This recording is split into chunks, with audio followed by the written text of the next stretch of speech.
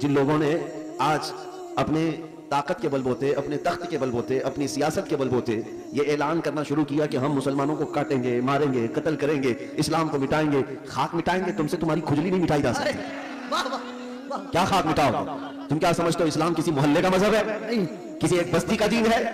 اسلام کی جڑیں تحت الثرى میں ہے اور اس کی شاخیں عہدہ ثریا پر ہے۔ اس درخت کو ہلانا تو دور کی پتے کا بحال بیٹا کرنا بھی مشکل ہے۔ دنیا بہت کوشش کر کے دیکھ چکی تمہارے پاس کتنی طاقت ہے، نہ قارون کے برابر ہے، نہ شداد کے برابر ہے، نہ فرعون کے برابر ہے، نہ حامان کے برابر ہے۔ بڑی بڑی طاقتیں آئی لیکن دین حق کو کبھی نہ وہ مٹا سکی تھی نہ مٹا سکیں گی۔ اور ہم تو یہ کہتے ہیں یہ جو تم ظلم کا ماحول گرم کر رہے ہو اسی وجہ پر میں آج گفتگو کر رہا تھا، یہ تو ہمارے اعمال کی شامت ہے۔ ہم بھٹکے ہوئے تھے ورنہ قرآن میں اللہ نے فرمایا وَلَن يَجْعَلَ اللَّهُ لِلْكَافِرِينَ عَلَى الْمُؤْمِنِينَ سَبِيلًا، اللہ ہرگز کافروں کو مومنوں پر غلبہ نہیں دیتا، بے شک ہرگز نہیں دیتا۔ لیکن یہ آج کے حالات اس لیے ہیں کہ ہم راستہ چھوڑے ہوئے ہیں۔ ایک بات میں آپ کو بتاؤں، آج کے حالات کے تناظر میں ایک بات میں کہوں، بغداد میں مسلمانوں کا ملک، تاریخی وراثت ہماری رہی ہے، تتاریوں نے حملہ کیا، تباہ و برباد کیا بغداد کو، اور اتنا برباد کیا کہ مسلمانوں کی کھوپڑیوں سے مینار بنائے، دریائے دجلہ کا پانی خون سے لال ہو گیا۔ بادشاہ کی جو بیٹی تھی تتاریوں کی ایک جگہ سے گزر رہی تھی، ایک سچے مومن کو دیکھا ان حالات میں بھی وہ کھڑے ہو کر اذان دے رہا ہے، سبحان اللہ، اذان دے رہا ہے۔ بادشاہ کی بیٹی تھی، اس نے کہا یہ اب کہاں سے آواز آ رہی جب ہم قتل عام کر رہے ہیں، گردن مار رہے ہیں، یہ کون ہے جو اذان دے رہا ہے؟ فوجی فوراً گئے اور پکڑ لائے، یا نمازیں پڑھنے سے روک رہے ہیں، یہ گراؤنڈ میں نہیں پڑھیں گے، وہ میدان میں نہیں پڑھیں گے، کتنے میدانوں کو تم قبضہ کرو گے؟ ہاں تم صرف اور صرف میدانوں کو روک سکتے ہو، پیشانیوں کو جھکنے سے کبھی نہیں روک۔ عبادت کا ذوق ہمارے پاس اللہ تعالیٰ کی عطا ہے۔ تو ایسے حالات میں اگر اذان دے رہا تھا کوئی تو تتاریوں کی وہ بڑی عورت تھی، بادشاہ کی بیٹی، اس نے گرفتار کروایا، لاؤ اس مولوی کو، اب کون ہے اذان دے رہا ہے؟ اس کو پکڑ کر کے پوچھا تجھے خبر نہیں ہے بغداد پورا ٹوٹ گیا، تباہ ہو گیا، برباد ہو گیا، لاکھوں لوگوں کی لاشیں پڑی ہیں اسی بنیاد پر کہ تم مسلمان ہو، ہم مان رہے ہیں، اور پھر بھی تم اذان دے رہے ہو۔ اس نیک و صالح عالم ربانی نے کہا ہاں سب نظر آ رہا ہے لیکن مجھے میرا رب بھی ہے، میرے لیے میرا رب بھی ہے، دنیا چاہے جو بھی ہو جب تک میری سانس نہیں نکلے گی تب تک میں اللہ اکبر کہتا رہوں۔ سبحان اللہ سبحان اللہ۔ اب سنیے، اس خاتون نے متاثر ہو کر کے پوچھا اچھا اللہ سب سے بڑا ہے؟ اللہ سب سے بڑا ہے؟ کہا ہاں اللہ سب سے بڑا ہے، اسی کی تم عبادت کرتے ہو۔ یہ ہمارے اور آپ کے لیے بہت ہی سوٹیبل بات ہے، تم اللہ کی عبادت کرتے ہو، لوگ یہ تم کو تانا ماریں گے اگر تم اللہ کی عبادت کرتے ہو تو اللہ تمہاری مدد کیوں نہیں کر رہا؟ یہی اس تتاری عورت نے کہا کہ تم اس کو اکبر کہتے ہو، پھر یہ بغداد میں یہ سب جو مرے ہیں یہ بھی تو وہی تھے، یہ مارے گئے اور ہم لوگوں کو غلبہ حاصل ہو گیا بغداد میں۔ دیکھو تتاریوں کو، ظالموں کو اللہ تعالیٰ نے غلبہ دے دیا، تمہارا خدا ہی دیا ہے، پھر ایسا کیوں ہوا؟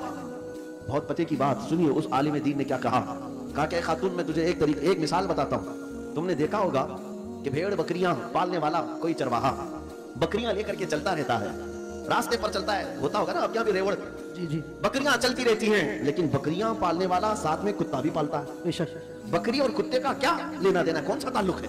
لیکن یہ چروائے سے پوچھے وہ بتائے گا کہ بکریاں چلتے چلتے کبھی ادھر ادھر چلی جائیں تو یہ کتا بھونک بھونک کر انہیں لاتا ہے اور پھر ریوڑ میں جمع کرتا ہے۔ چرواہا یہی بتاتا ہے کہ اس لیے سارے بکریوں کو وہ پھر سے ایک ریوڑ میں جمع کرے، اس لیے وہ پالتا ہے، کتے کو اس لیے چھوڑا جاتا ہے، اس لیے پالا جاتا ہے۔ بلا تشبیہ و بلا تمثیل، ذہنوں کو قریب کرنے کے لیے اس بغدادی عالم نے کہا ہم امت مصطفیٰ ہیں، ہم چلتے ہیں سیدھے راستے پر، لیکن جب کبھی ادھر ادھر بھٹکتے ہیں تو اللہ تم جیسے کتوں کو ہم پر چھوڑتا ہے، کتوں کو چھوڑتا ہے تاکہ تم بھونک بھونک کر کے واپس صراط مستقیم پر لے آ سکو۔ میرے عزیزو، آج یہ جس قدر مظالم ہو رہے ہیں یہ تمہیں سیدھے راستے پر انشاءاللہ ایک نہ ایک دن ضرور لے کے آئے انشاءاللہ۔ میں محسوس کر رہا ہوں چند سالوں پہلے ہر جلسے میں لبیک یا رسول اللہ کا نعرہ تو نہیں لگتا تھا، لیکن ظالم کتوں نے جب بھونکنا شروع کیا تو پھر ہمارا ہر بچہ لبیک کہنے لگا، لبیک یا رسول اللہ، لبیک یا رسول اللہ، لبیک یا رسول اللہ، لبیک یا رسول اللہ۔ اب بات صرف اتنی ہے، میں نے جو عنوان آپ کے سامنے رکھا وہ یہی ہے کہ جب تم اپنی حیثیت کو پہچان لو کہ میرا راستہ کچھ اور ہے، جس دن تم اس نقطے پر آ گئے میرے عزیزو عزتیں تمہاری ہے، طاقتیں تمہاری ہے، اقتدار تمہارا ہے، جس طرف رخ کرو گے مولا تعالیٰ اس ہوا کو تمہارے زیر نگی فرمائے گا۔ تمہیں پتہ نہیں ہے کہ تمہاری تاریخ کیا تھی، ہماری تاریخ اقبال کی زبان سے اگر سنو گے تو اقبال کہتا ہے ٹل نہ سکتے تھے جنگ میں اگر اڑ جاتے تھے، پاؤں شیروں کے بھی میدان سے اکھڑ جاتے تھے، تجھ سے سرکش ہوا کوئی تو بگڑ جاتے تھے، ارے تیغ کیا چیز ہم توپ سے بھی لڑ جاتے، دشت تو دشت ہے دریا بھی نہ چھوڑے ہم نے، بحر ظلمات میں دوڑا دیے گھوڑے ہم نے، آ گیا عین لڑائی میں گر وقت نماز، قبلہ روحوں کی زمین بوس ہوئی قوم حجاز، ایک ہی صف میں کھڑے ہو گئے محمود و ایاز، نہ کوئی بندہ رہا نہ کوئی بندہ نواز۔ یہ ہماری تاریخ تھی، इसी बात की तरफ मैं तुम्हें दावत दे रहा हूं कि जिस दिन तुम उस नुक्ते पर वापस आ गए और समझ गए मेरी तारीख इन कुत्तों की सोहबत में रहना नहीं है। अल्लाह ताला ने तुम्हें शेर बनाकर पैदा किया। बेशक बेशक।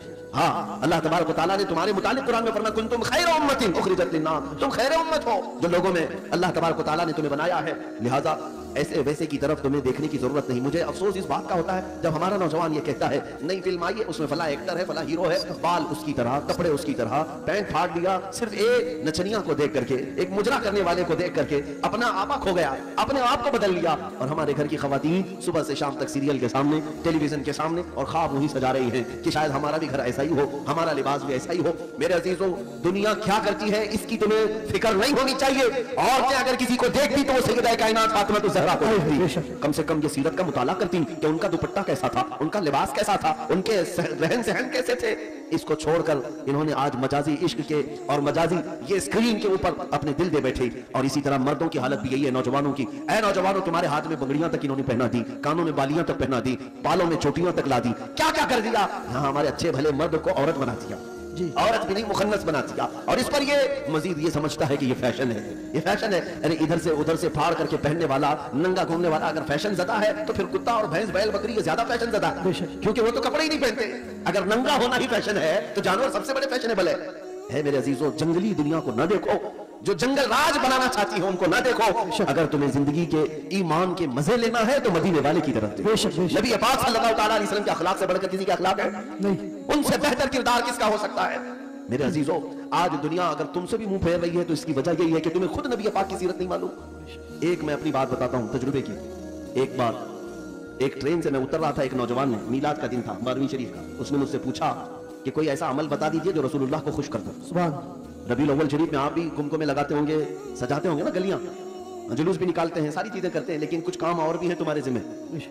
स्टेशन में थे, रेलवे स्टेशन से उतर रहे थे, मैंने उस नौजवान से कहा बेटा अगर कुछ करना है तो देखो हम स्टेशन पे हैं, जाओ कोई बूढ़ा या कोई कमजोर हो जिसका सामान भारी हो तो उठा लो, ये मेरे नबी पाक के अखलाक, हुजूर की सुन्नतों में से और हुजूर के अखलाक करीमाना में से ये बात थी। मक्का में हुजूर इस बात पर मशहूर थे कि अगर कोई बूढ़ा सामान उठाकर जा रहा होता, नबी पाक खामोश नहीं खड़े होते, उसका सामान अपने कंधे पे ले लेते। हाँ, हुजूर अकरम सल्लल्लाहु अलैहि वसल्लम के मुतालिक हज़रत खदीजतुल कुबरा रज़ियल्लाहु तआला अन्हा ने भी फरमाया कि आप बूढ़ों का, कमजोरों का बोझ उठाते हैं, अल्लाह आपके साथ बुरा कभी नहीं फरमाएगा। मेरे अजीजों, मैं आपको एक तजुर्बे की बात बता रहा हूँ। नौजवान गया ढूंढते हुए, एक बूढ़ी औरत उतर रही थी 2 बड़ी थैलियां लेकर, उसके पास गया कि अम्मा जी ये मुझे दे दो, मैं पहुंचा दूंगा। पहली बात में जाहिर सी बात है अजनबी को कौन सामान देगा। उसने मना किया कि भाई छोड़ दो, मेरा सामान मुझे ले जाने। वो नहीं दे रही थी। इसने जिद किया कि मुझे दे दीजिए। वो खातून कहने लगी पहले ये तो बता तू कुली है या सामान उठाने वाला है, ड्रेस से तो नहीं लगता, कहीं मेरा सामान उठा के भाग गया। उसने हकीकत बताई, अम्मा जी बात यह है कि आज 12 रबीउल अव्वल है, सुभान, हमारे प्रॉफेट मोहम्मद सल्लल्लाहु अलैहि वसल्लम का जन्मदिन है, और हमारे नबी पाक सल्लल्लाहु अलैहि वसल्लम बूढ़ों का और कमजोरों का बोझ उठाते थे। उनकी आदत थी, मैं चाहता हूं कि उनकी वो अदा पर मैं अमल करके उनको खुश कर दूं। सुभान सुभान। उस औरत के दिल पर ये बात लगी। वो नॉन मुस्लिम थी। उसने सामान उठा लिया, जहां तक जाना था वो खातून के साथ गया, टैक्सी किया, भेज दिया, नंबर शेयर कर लिए थे। वो औरत चली गई सामान लेकर। मेरे अजीजों, 6 महीने गुजर गए इसी तरह से। वो नौजवान मुझसे कहता है कि मुझे तो खबर नहीं थी, बात आई गई हो गई, एक बार इस तरह से किसी की मदद कर लिया, लेकिन 6 महीने के बाद वो एक खातून जो क्रिश्चियन थी, वो फोन करके कहती है कि बेटा क्या हाल चाल है, तुझे याद है हम स्टेशन में मिले थे और तू मेरा सामान उठाया था। हाँ अम्मा जी याद है। कहा कि पिछले 6 महीने से मैं तेरे नबी की सीरत ही पढ़ रही हूं। सुभान अल्लाह, सुभान। ने मुझे उनकी तरफ डाइवर्ट कर दिया और हर दिन उनकी बात पढ़ती हूँ तो मजा कुछ और ही आता है, सुभान, लुत्फ कुछ और ही आता है। अज़ीज़ान गिरामी वक़ार, आज भी दुनिया तुम्हारे नबी को अगर पहचानेगी तो तुम्हारे अखलाक से पहचाने, बेशक, सुभान, तुम्हारे किरदार मानो अपने नबी पाक। लिहाजा तुम्हारे ये जिंदगी गुजारने के तौर तरीके ऐसे नहीं होनी चाहिए कि दुनिया तुमको देख करके ये कहिए निहायत गंदे रहने वाले कहां किस दीन की तरफ बुलाएंगे। न इनके यहाँ पाकीज़गी है, न तहारत है, न सफाई है। आज नशा अगर कहीं बिकता है तो लोग तुम्हारी तरफ इशारा करते हैं। पता पूछो कि नशा कहीं मिलता है तो मुसलमान मोहल्लों की तरफ इशारा कर देंगे। करते भी यही है, बेचते भी यही है। और मेरे अजीजों, सबसे ज्यादा जराइम कहां होते हैं? लोग तुम्हारी तरफ इशारा करने लगते हैं। मैं ये नहीं कहता कि हम जराइम पेशा हैं, लेकिन तुम गैरों की साजिशों के नजर हो गए। एक बादशाह ने अपने वजीर से पूछा था मेरी कुर्सी लंबी देर तक मुझे कायम रखना है, क्या करूं? वजीर चालाक था, उसने कहा रोज रोज नई स्कीमें देते रहोगे, खाएंगे फिर पूछेंगे तुम्हें कि फिर नई स्कीम क्या आई है। कहा अगर लंबी देर तक अपनी कुर्सी कायम रखना चाहते हो तो एक ही काम है, अपनी पूरी रियाया को नशा खिलाना शुरू कर दो। चरस भंग सारी चीजें इनको पिलाने की आदत डाल लो। बादशाह ने पूछा ऐसा क्यों? कहा जब ये सब नशेड़ी हो जाएंगे तो तब तुम्हारी कुर्सी की तरफ देखेंगे। उनको उनका नशा मिल जाएगा, बस वो सोचेंगे भी नहीं कि कौन हुकूमत कर रहा है, कौन कुर्सी पे बैठा है। इस फार्मूले पर दुनिया आज भी अमल करती है। अगर हक बात कोई जमात दुनिया में करती है तो मेरे मुस्तफा के गुलामों की जमात। बेशक बेशक दुनिया को ये पता है कि ये अगर उठ गए तो कुर्सियां भी हिलाते हैं, बेशक ये अगर उठ गए तो हक बात के ऐलान के लिए अपनी गर्दनें भी लुटा देते हैं, कटा देते हैं। इसलिए पूरी दुनिया ने ताकत ये लगाई कि इनके मोहल्लों में नशा ज्यादा है, इनके मोहल्ले में अय्याशी ज्यादा है। ये सारे फैशन कहां से शुरू किए जाते हैं आपको पता है?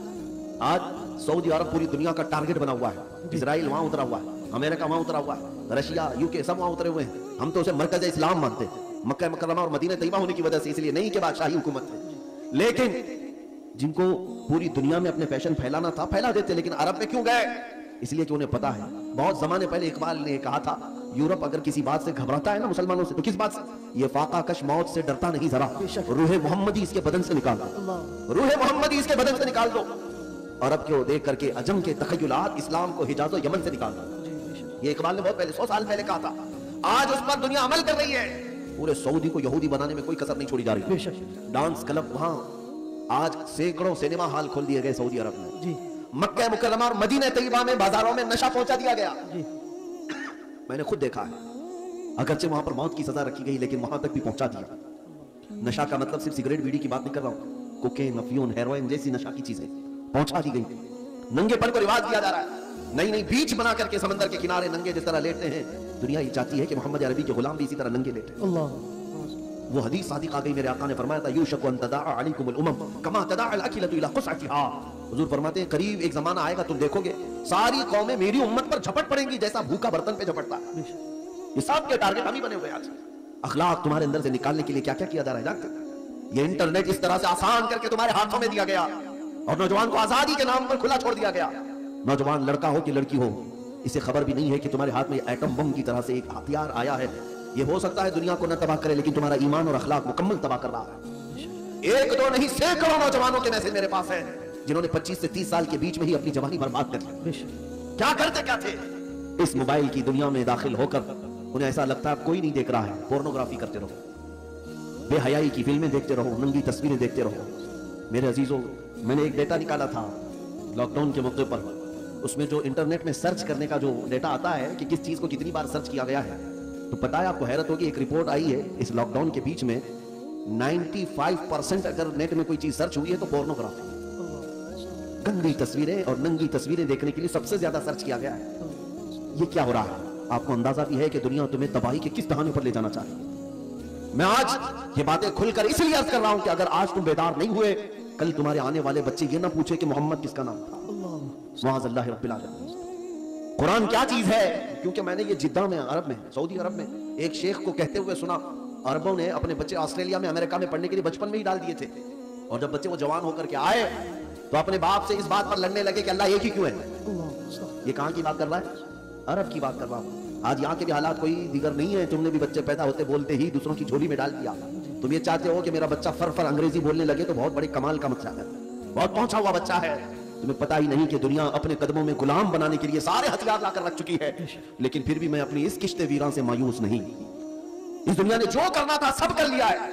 आपको पता है हर स्कूल में, एजुकेशन में सिलेबस बदल करके क्या क्या चीजें जहर के तौर पर डाली जा रही हैं, क्या क्या चीजें डाली जा रही हैं। मुसलमान बच्चों के ईमान कब के तबाह हो जाए। एक स्कूल के एक किताब मेरे पास लाई गई थी, काफी साल हो गए, जिसमें चौथी या पांचवी की या तीसरी की, उसमें इंग्लिश में एक पोयम थी जिसका मतलब ये होता था कि खुदा कभी कभार उतरता है, इंग्लिश में गॉड उतरता है और बीच पर नाचने वालियों को गौर से देखता है, कभी वाइन पीता है। नाउज़ बिल्लाहि मिन ज़ालिक। ये बचपन के उन दिमागों में अगर ये चीज आए, मैं किताब तलाश करता रहा, मुझे नहीं मिली। किसी साहब ने कहा था कि कोई टीचर ये पढ़ा रही थी स्कूल में। अगर यही सारे मामलात रहे तो मेरे आका की वो हदीस भी सादिक आती, कुल्लु मौलूदिन यूलदु अलल फितरा व अबवाहु युहव्विदानिही औ युमज्जिसानिही औ युनस्सिरानिही। हर पैदा होने वाला बच्चा इस्लाम की फितरत में पैदा होता है, लेकिन उसके माँ बाप उसे यहूदी बना देते, ईसाई बना देते या आग का पुजारी बना देते। आज यही तो हालात है। तुम्हारे घर का बच्चा तो ईमान पर पैदा हुआ था, लेकिन तुमने किसी और की गोद में डालकर कब के उसे काफिर बना दिया। और नबी पाक सल्लल्लाहु अलैहि वसल्लम ने ये भी फरमाया, क़यामत के करीब एक जमाना ऐसा आएगा तुम पर, सुबह तुम मोमिन रहोगे, शाम में काफिर हो जाओगे, रात को मोमिन सोओगे, सुबह काफिर उठोगे। मैं सोचता था ऐसा कैसे हो सकता है। मेरे अजीजों, दुनिया ने इतने हथियार भी तुम्हारे पास रख दिए हैं, तुम्हें खबर भी नहीं होती। तुम गाने सुनते सुनते सो रहे होते हो, कई कुफरिया कलमात उसमें आते हैं। रात को तो ईमान वाले थे, सुबह सुन करके काफिर हो चुके।